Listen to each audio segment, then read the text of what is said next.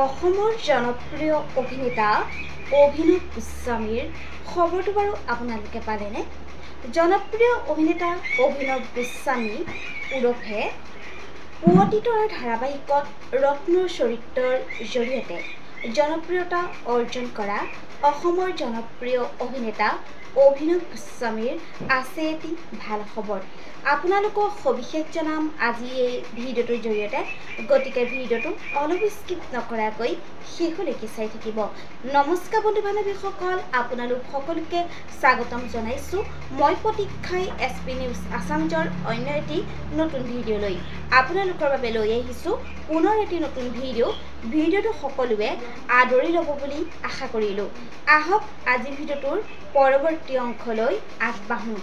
হয়, ৰং চেনেলত সম্প্ৰচাৰিত হৈ যোৱা পুৱতি তৰাৰ ধাৰাবাহিকত ৰত্নৰ চৰিত্ৰৰ যোগেদি জনপ্ৰিয়তা অৰ্জন কৰা অসমৰ জনপ্ৰিয় অভিনেতা অভিনৱ গোস্বামীৰ আছে এটি ভাল খবৰ।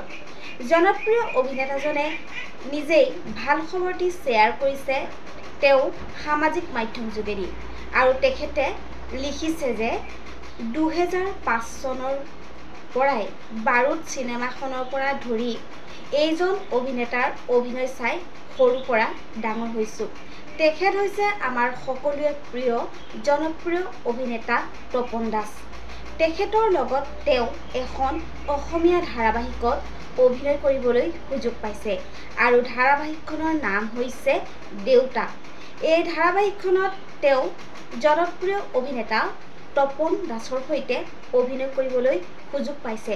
সেয়েহে তেওঁ এই ভাল খবৰটো নিজেই সামাজিক মাধ্যম যোগেদি শ্বেয়াৰ কৰি গৌৰৱ অনুভৱ কৰিছে। সঁচাকৈ তেওঁলোকৰ ভাল খবৰটো পাই বহুত বেছি ভাল লাগিলে। দুয়োজনকে আমি আমাৰ চেনেলৰ তৰফৰ পৰা বহুত শুভকামনা আৰু অভিনন্দন জনালোঁ। আজিলৈ ভিডিঅ'টো আছিল ইমানখিনিয়েই। আশা কৰিলোঁ আপোনালোকে ভিডিঅ'টো চাই ভাল পালে।